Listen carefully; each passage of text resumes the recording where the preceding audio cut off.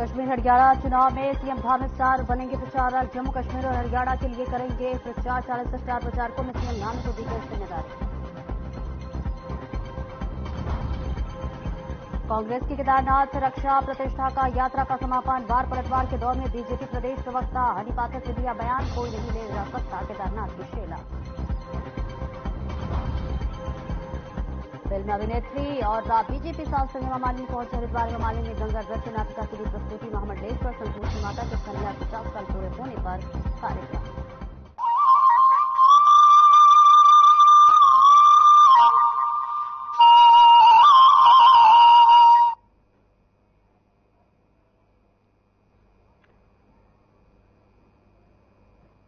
नमस्कार, स्वागत है आपका उत्तराखंड की खबरों में और मैं हूं आपके साथ सपना दीपक मदेशिया। बुलेटिन की शुरुआत करते हैं बाजपुर रोड स्थित होटल गौतमी हार्ट्स काशीपुर पे पहली बार आयोजित बॉडी बिल्डिंग कंपटीशन के अंतर्गत बॉडी बिल्डिंग कराटे वाले कार्यक्रम कार्यकारी संस्था UKBBF के द्वारा 2 दिवसीय बॉडी बिल्डिंग कंपटीशन का आयोजन किया गया, जिसमें मिस्टर उत्तराखंड और mister Bharat body building championship की जो है आपको बताते चले कि कार्यक्रम रखा गया। और इसी के साथ साथ जिसका उद्घाटन आपको बता दें कि उत्तराखंड के पूर्व मुख्यमंत्री और महाराष्ट्र के पूर्व राज्यपाल भगत सिंह कोश्यारी द्वारा किया गया, जिसमें शहर के तमाम गणमान्य लोगों ने प्रतिभाग किया। वहीं UKBBF के कार्यकारी सदस्यों ने बताया कि इस कार्यक्रम में मुख्य अतिथि के रूप में उत्तराखंड के मुख्यमंत्री पुष्कर सिंह धामी भी प्रतिभाग किए। वहीं सदस्य द्वारा बताया गया कि संस्था द्वारा पूरे भारतवर्ष में अनेकों कार्यक्रम कराए गए हैं, लेकिन उत्तराखंड के काशीपुर में पहली बार यह कार्यक्रम आयोजित किया गया है।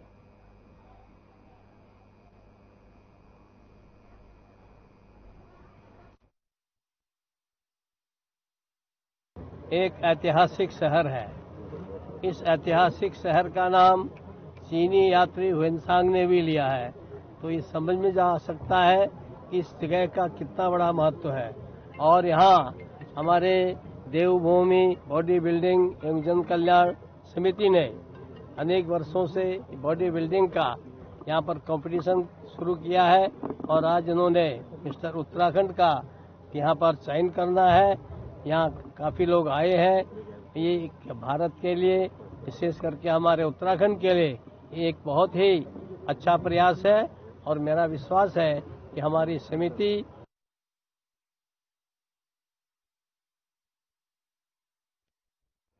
और भाई स्कूल वैन और स्कूल बसों में छात्राओं की सुरक्षा को देखते हुए अब परिवहन विभाग सख्त हो गया है।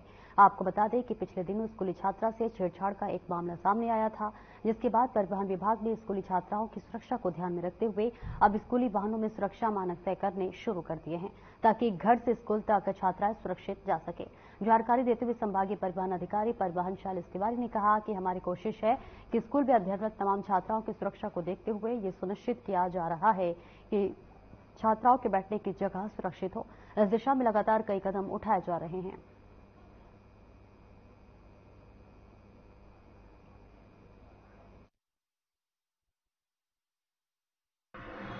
स्कूल जाने वाले जो बच्चे हैं उनकी सुरक्षा के लिए वो स्कूल वैन में बैठते हैं या स्कूल बस में बैठते हैं, किसी भी गाड़ी में वो जा रहे हैं, तो हमारा पर्पस है कि वो सुरक्षित होकर के स्कूल जाएं।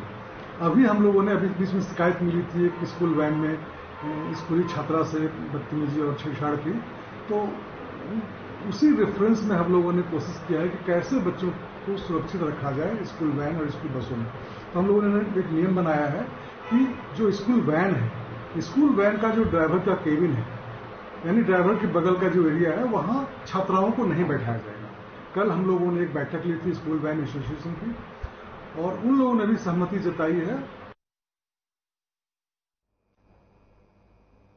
और वही सितंबर महीना शुरू होते ही डेंगू का प्रकोप शुरू हो गया। हालांकि इससे पहले वायरल फीवर से लोगों को तेजी से प्लेटलेट्स कम हो रहे थे, लेकिन अब डेंगू का प्रकोप तेजी से अपने पांव पसारने लगे हैं। वहीं जब हमारी टीम ने LV भट्ट राजकीय चिकित्सालय का रुख किया और वहां पर डेंगू को लेकर चल रही तैयारी को लेकर नोडल अधिकारी डॉक्टर राजीव पिनिठा से वार्ता की गई, तो उन्होंने बताया कि अभी तक डेंगू का एक भी मरीज काशीपुर राजकीय चिकित्सालय में नहीं आया है, जबकि वायरल फीवर के मरीज काफी आ रहे हैं। उन्होंने कहा कि उनके संज्ञान में आया है कि अभी लगभग लगभग 3 दिन पूर्व डेंगू की चपेट में आकर एक 35 वर्षीय युवक की काशीपुर में मौत हो गई, लेकिन उस व्यक्ति ने डेंगू के चलते अपना इलाज घर पर रहकर कराया था, जिससे उसकी प्लेटलेट्स काफी कम हो गई है और इसके नाक कान से रक्त बहने लगा था। साथ ही उन्होंने जनता से अनुरोध किया है कि इसी के साथ साथ अगर बुखार आए तो तुरंत चिकित्सक से परामर्श अवश्य लें। डेंगू के टेस्ट करने के लिए किट्स अवेलेबल हैं, तो जो भी पेशेंट्स हैं जिनको फीवर आ रहा है इस तरह से, तो हम लोग टेस्ट करा लेते हैं। अपने हॉस्पिटल में अब ये सुविधा अवेलेबल है और हमारे अंदर वार्ड, डेंगू वार्ड है, उसमें कम से कम 10 बेड है हमारे पास। तो अभी तो कोई ऐसा पेशेंट हमारे पास डेंगू का पॉजिटिव हमारे पास आया नहीं, हालांकि हम लोग सब टेस्टिंग कर रहे हैं बराबर, लेकिन कोई टेस्ट अभी कोई पॉजिटिव नहीं आया है हमारे पास। जैसे पिछले साल तो काफ़ी केसेस थे, और लेकिन अभी फिलहाल तो अभी कोई केस हमारे वहाँ नहीं डायग्नोस हुआ। डॉक्टर साहब क्या कहना चाहेंगे, जिस तरीके से फीवर आता है और प्लेटलेट जो है कम हो जाती है, क्या उसमें सीबीसी कराते हैं आज सबकी या क्या? हाँ, हम लोग सबके सीबीसी कराते हैं, और जहाँ प्लेटलेट्स हमको कम दिखते हैं तो वहाँ तो डेंगू टेस्ट हम कराते ही हैं, और वैसे भी जहाँ हमें सस्पेक्ट लगता है तो हम डेंगू टेस्ट करा लेते हैं। और वही रानी पोखरी ग्राम पंचायत के भोगपुर में रात के अंधेरे में चंदन तस्कर रात 2 लोगों के बागीचे और खेत से चंदन के हरे पेड़ काटकर फरार हो गए। पीड़ित ने इस संबंध में पुलिस को तहरीर देकर कार्रवाई करने की मांग की है। पीड़ित किवट चंद और रमन सिंह के खेत में वर्षों पुराने चंदन के पेड़ थे, जिन्हें अंधेरे का फायदा उठाकर चंदन तस्करों ने आरी की भीड़ चढ़ा दिया। वहीं कुछ पेड़ों को चंदन तस्कर जब काटने में कामयाब न हो पाए तो आरी से आधा कटा हुआ छोड़कर भी फरार हो गए। वहीं इससे पहले भी कई बार इस क्षेत्र में चंदन के पेड़ काटे जा चुके हैं, जिससे अब इस क्षेत्र में काफी कम पेड़ बचे हुए। चंदन की लकड़ी से मूर्ति, साजो सामान, अगरबत्ती, इत्र, औषधि आदि में इसका इस्तेमाल किया जाता है, जिस कारण इसकी देश दुनिया में भारी मांग है, जिसके लिए चंदन की तस्करी भी की जाती है।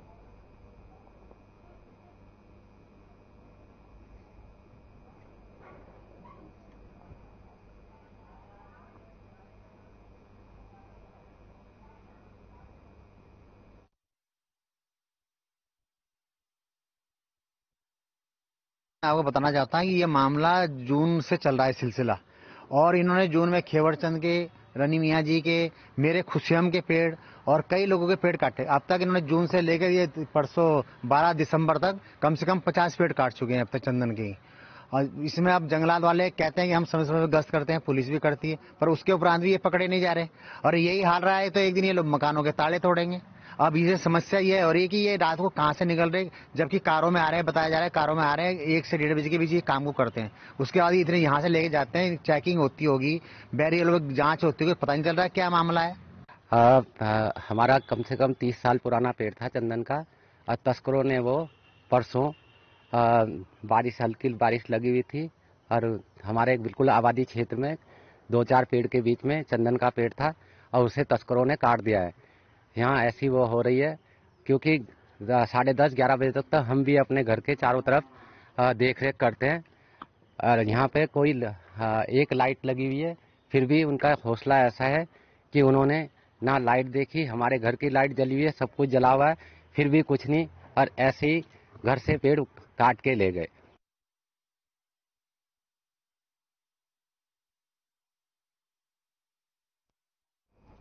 और वही लाहौरी ट्रेन से 81 पाकिस्तानी जारैनों का जत्था रुड़की रेलवे स्टेशन पर पहुंचा।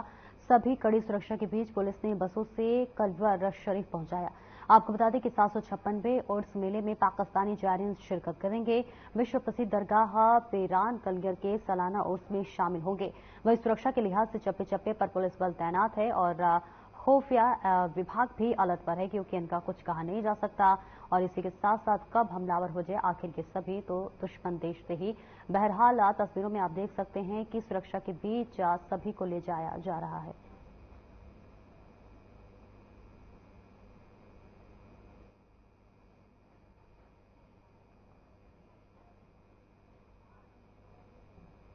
वहीं पिथौरागढ़ में एसडीआरएफ ने 400 फंसे लोगों को निकाला। वहीं एक बीमार व्यक्ति को स्ट्रेचर से रेस्क्यू किया गया।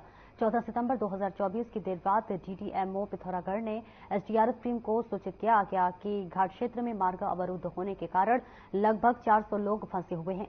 सूचना पर उप निरीक्षक राम सिंह बोरा की अगुवाई में रेस्क्यू टीम ने त्वरित कार्रवाई करते हुए घटनास्थल के लिए प्रस्थान किया। घटनास्थल पर पहुंचकर टीम ने देखा कि घाट पिथौरागढ़ से 2 किलोमीटर ऊपर दिल्ली बैंड के पास सभी यात्री फंसे हुए थे।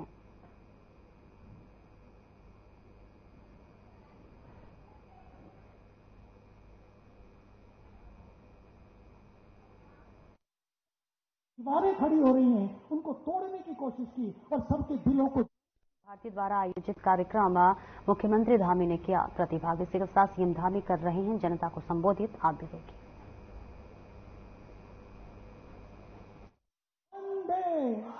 एक प्यारा सा पौधा, क्योंकि मेरे पास वही गिफ्ट है रुद्राक्ष, ताकि ये रुद्राक्ष के प्यारे से पौधे पूरे विश्व में लगे, पूरे देश में लगे। मैं आदरणीय सभी लोग मिलकर आदरणीय मुख्यमंत्री जी को एक इलायची की माला, क्योंकि वो प्रकृति है, जड़ी बूटी है, और एक पेड़ उनको प्रदान करेंगे। धन्यवाद।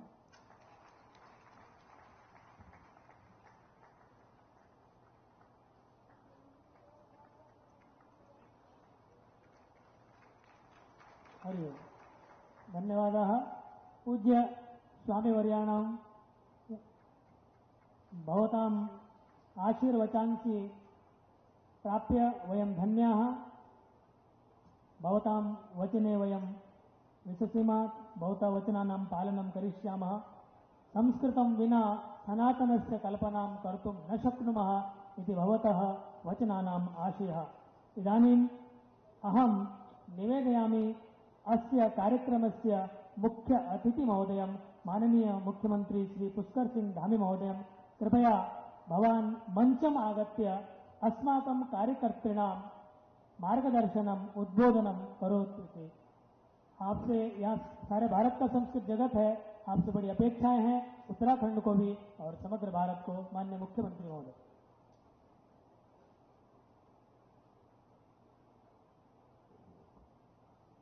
भारत माता की, भारत माता की, गंगा मैया की, गंगा मैया की। संस्कृत भारतीय अखिल भारतीय उपवेशने उत्तराखंडे देवभूमि सर्वेषां स्वागतम अभिनंदनम।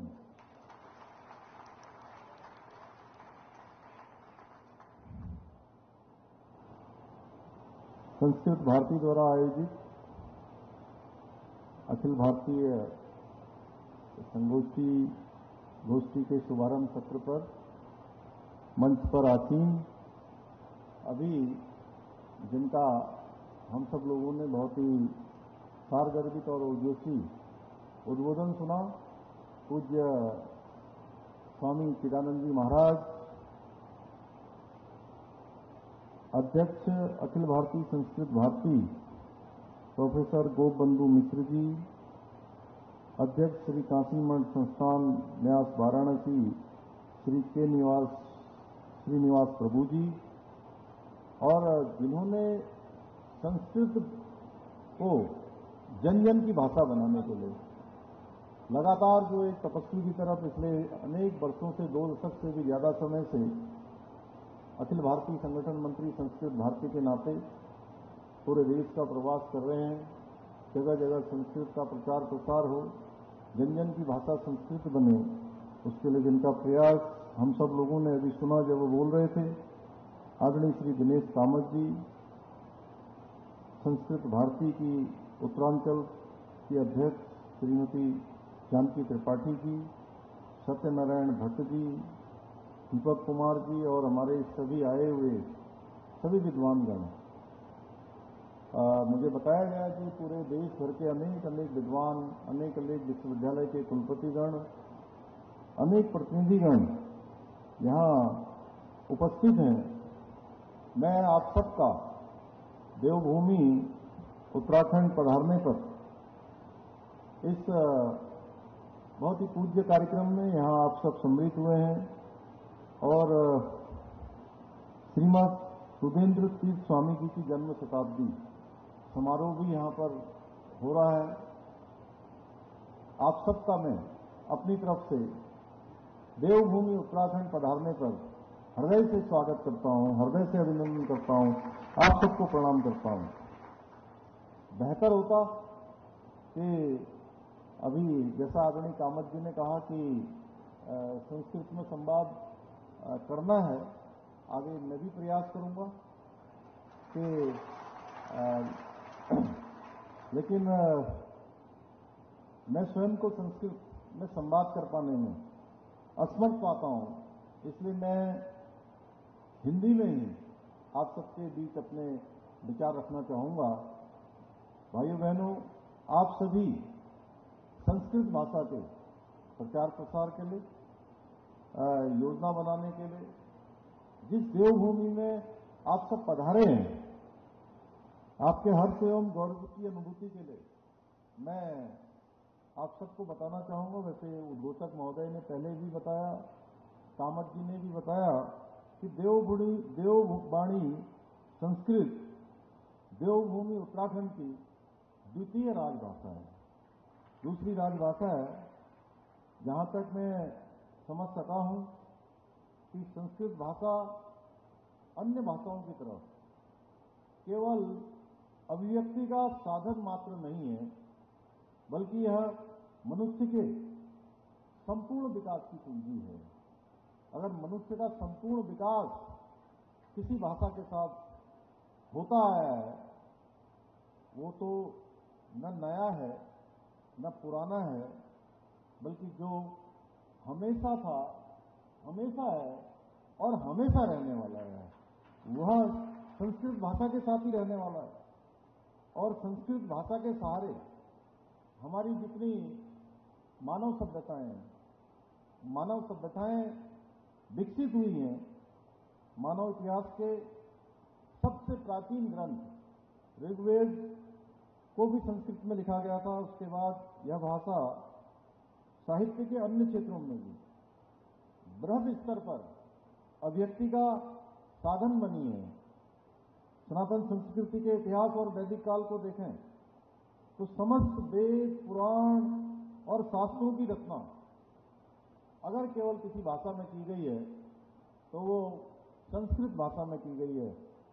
संस्कृत भाषा अनादि और अनंत है और माना जाता है कि संस्कृत का आविष्कार देवताओं ने किया, इसलिए इसे देववाणी भी कहा जाता है।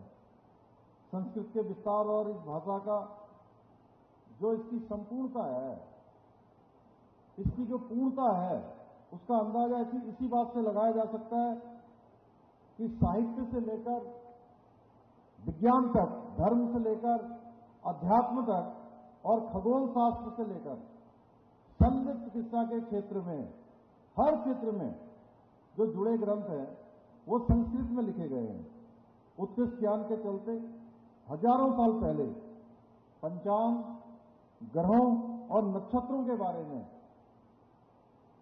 भारतीयों ने जो जानकारी जुटा ली थी, आपको याद होगा कि जो हमारे संस्कृत ग्रंथों में नीम और हल्दी के जो औषधीय गुणों के बारे में उपलब्ध प्रमाणों के आधार पर ही भारत सरकार ने अंतर्राष्ट्रीय न्यायालय में पेटेंट की लड़ाई जीती थी। आप सबको याद होगा, जब दूसरे देश इस पर अपना अधिकार जमाने लगे थे, उस समय जो अंतर्राष्ट्रीय न्यायालय में बात चला था, उसकी प्रामाणिकता को भी किसी ने पुष्ट करने का काम किया, प्रमाण देने का काम किया, तो वहां भी हमारी संस्कृत भाषा ने दिया है। प्राचीन समय से ही संस्कृत की स्वीकारता सबसे अधिक रही है, क्योंकि संस्कृत का व्याकरण अत्यंत प्रमार्जित एवं वैज्ञानिक है।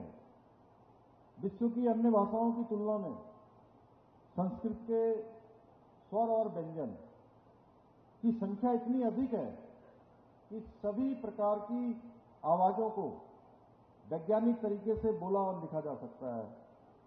संस्कृत में जो बोला जाता है वही लिखा जाता है, इसमें कोई भी अक्षर छुपाया नहीं जा सकता है।